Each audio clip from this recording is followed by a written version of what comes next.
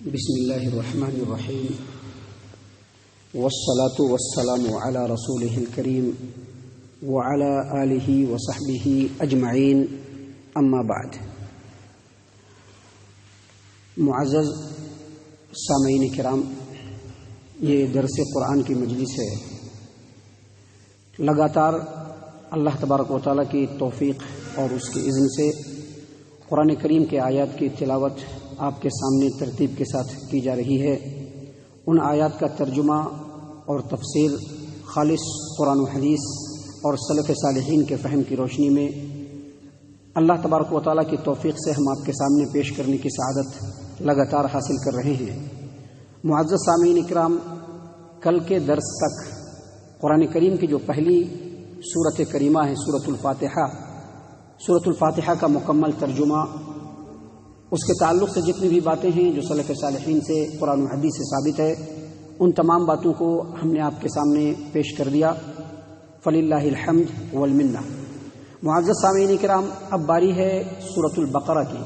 سورۃ البقرہ یہ قرآن کریم کی سورتوں کا جو آرڈر ہے اس میں دوسرے نمبر پر ہے، اور اس سورت کے تعلق سے کچھ باتیں ہیں جو اس سورت کو شروع کرنے سے پہلے ہم آپ کے سامنے رکھنا چاہتے ہیں۔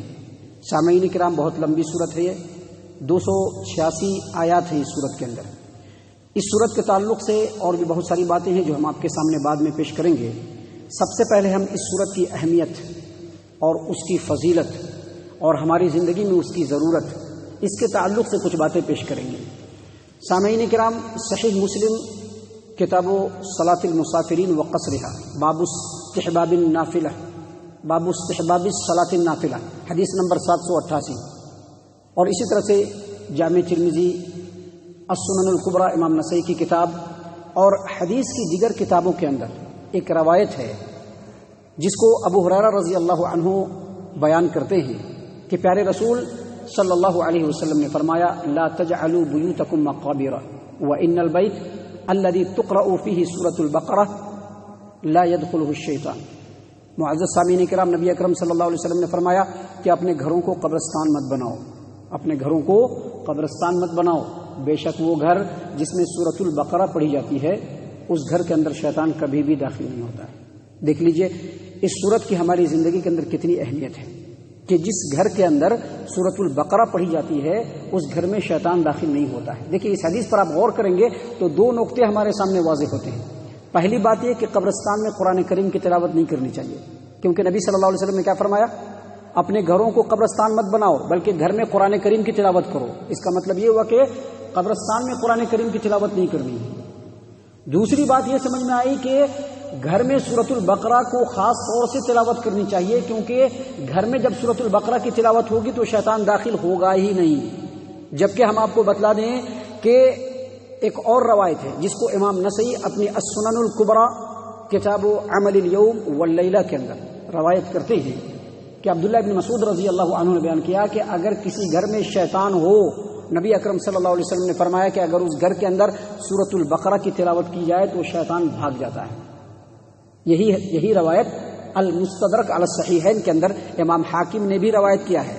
معزز سامعین کرام، امام دارمی اپنی سنن الدارمی کے اندر روایت نقل کرتے ہیں اسی روایت کو کہ جس گھر کے اندر اگر شیطان موجود ہو، نبی صلی اللہ علیہ وسلم نے فرمایا کہ اگر وہاں پر سورۃ البقرہ پڑھی جائے تو شیطان گوز مارتا ہوا بھاگتا ہے۔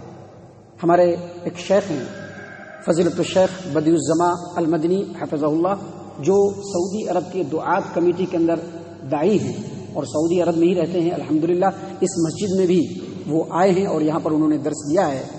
انہوں نے ان حدیثوں کی روشنی میں بتلایا ہے کہ اگر آدمی خود سے اس سورت کی تلاوت کرے تو اگر جسم کے اندر بھی شیطان کا حملہ ہوتا ہے اور آدمی خود سے اس کی تلاوت کرے گا تو شیطان بھاگ جائے گا۔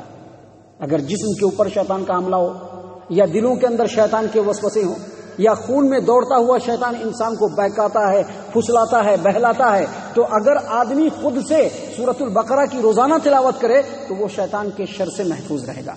معزز سامعین کرام، امام الدارمی اپنے السنن کے اندر ایک اور روایت بیان کرتے ہیں، اور یہ روایت امام شعبی رحمہ اللہ کے سند سے بیان کرتے ہیں کہ عبداللہ بن مسعود رضی اللہ عنہ کی یہ روایت ہے کہ جو آدمی رات کو سورۃ البقرہ کی 10 آیات پڑھ لے، سورۃ البقرہ کی رات کو 10 آیات پڑھ لے، دن میں جس رات میں پڑھتا ہے اس دن میں بھی شیطان اس کے قریب نہیں آئے گا، بلکہ شیطان وہاں سے بھاگ جائے گا، شیطان قریب نہیں آئے گا۔ اگر سورۃ البقرہ کی وہ تلاوت کر لیتا ہے تو شیطان اس کے قریب نہیں آئے گا، بلکہ شیطان وہاں سے بھاگ جائے گا۔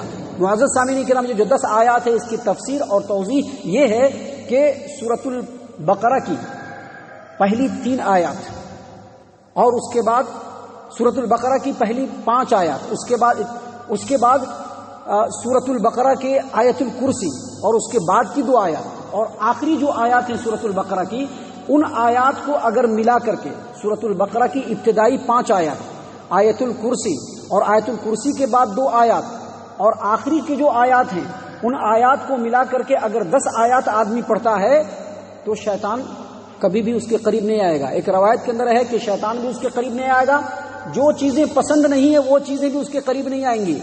اور یہاں تک کہ نبی صلی اللہ علیہ وسلم کی روایت کے مطابق اگر کسی مجنون، دیوانے اور جادو والے آدمی کے سامنے بھی ان 10 آیات کو پڑھ دیا جائے تو وہ آدمی بالکل شفا یاب ہو جائے گا۔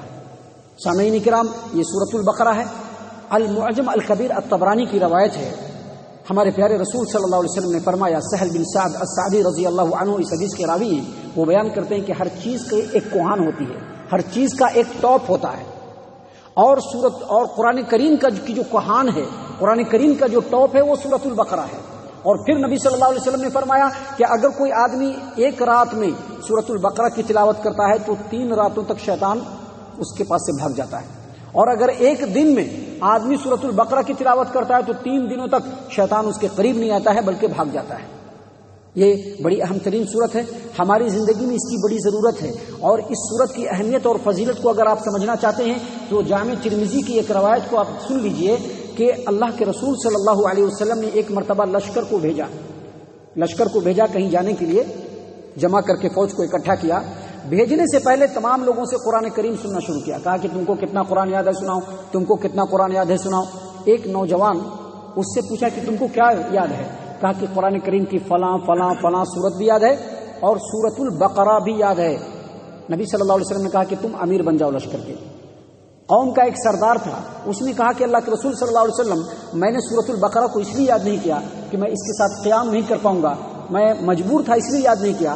نبی صلی اللہ علیہ وسلم نے کہا کہ قرآن کریم کو پڑھو، قرآن کریم کو سیکھو، اور رات کو قرآن کریم کے ساتھ قیام کرو، کیونکہ جو آدمی قرآن کریم کو سیکھتا ہے، پڑھتا ہے اور رات میں قرآن کریم کے ساتھ قیام کرتا ہے، اس آدمی کی مثال کستوری کی ہے جو کسی چیز کے اندر، کسی مشک کے اندر بند ہوتا ہے، کسی مشک کے اندر کستوری بند ہوتا ہے اور اس کا منہ کھلا ہوا آتا ہے، اور جب اس کا منہ کھلا ہوا آتا ہے تو وہ خود بھی معطر ہوتا ہے اور اپنے آس پاس کو بھی معطر کرتا رہتا ہے۔ قرآن کریم کو پڑھنے والا، پڑھ کر کے اس پر عمل کرنے والا اور اس کے ساتھ قیام کرنے والا بالکل اسی طرح سے ہے۔